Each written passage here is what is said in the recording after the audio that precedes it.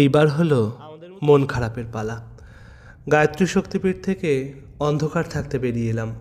এই যে গাড়ি করে এখন ছুটে চলেছি অনুপপুর জংশনের দিকে। আমাদের বাড়ি ফেরার ট্রেন একটু উল্টাপুল্টা হয়ে পড়েছে। এই যে দেখছো, এখন এইখানে বসে আছি। এই স্টেশনটার নাম অনুপপুর জংশন। অমরকণ্টক অনুপপুর জেলার মধ্যেই অবস্থিত। আমার শরীর বীভৎস খারাপ। এই যে আমাদের এই অনুপপুরের গাড়ি চলে এলো। এই গাড়ি করে উঠে প্রায় 3.5 ঘন্টার পথ। গাড়িতে উঠেছি, গাড়ি ছেড়ে দিয়েছে অনুপপুর জংশন থেকে। মা, বাপি, আমি তিনজনেই নিজেদের নির্দিষ্ট আসনে বসে পড়েছি। অনুপপুর থেকে আমাদের গাড়ি ছিল কাটনি পর্যন্ত।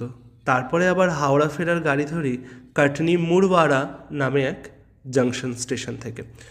এই যে আমাদের বাড়ি ফেরার অর্থাৎ হাওড়ার গাড়ি। গলায় বীভৎস ব্যথা, ঢোক গিলতে পারছি না, এত শরীর খারাপ। এইখানে শুয়েছিলাম সারা রাত। এখন অপেক্ষা করছি কখন হাওড়ায় ঢুকি। মনে একই চিন্তা, যাওয়ার সময় ট্রেন ছিল 5 ঘন্টা লেট, এখন ট্রেন কত ঘন্টা লেট করে। এই চিন্তা করতে করতে এসে পৌঁছালাম হাওড়ায় একদম সঠিক সময়। ট্যাক্সিতে উঠলাম, উঠে শিয়ালদার দিকে যাব। হাওড়া থেকে শিয়ালদায় আসলাম তো বটে, তবে প্রায় 1.5 ঘন্টা সময় লেগেছে, এত ভিড় ছিল রাস্তায়। শিয়ালদা থেকে বনগাঁ এসি লোকাল ধরে আমরা বাড়ির দিকে ফিরলাম। এই যে বনগাঁ স্টেশনে নেমে গেছি। ভ্যানে করে এইবার আমার সেই চিরসুখের ঠিকানা, আমার শ্রীজির, আমার বগুসোনার বাড়ি। চিরসুখের ঠিকানা, এই ঠিকানায় পৌঁছে গেছি।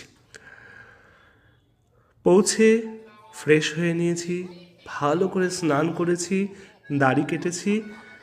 সারাদিন পর বাড়ির ভাত, মুগ ডাল আর আলু সিদ্ধ, আমতেল দিয়ে মাখা, সাথে একটু টেনিদার গল্প দেখতে দেখতে আর ভাত খেতে খেতে এই ভিডিও এখানেই বিশ্রাম। তবে অমরকণ্টক কেমন ঘোরালাম আর আমার সঙ্গে ঘুরতে কেমন লাগলো, অবশ্যই এই অমরকণ্টক যাত্রার অন্তিম ভিডিওতে জানাতে ভুলবেন না। আর যদি আগেরগুলো না দেখে থাকেন, চটপট দেখে নিন।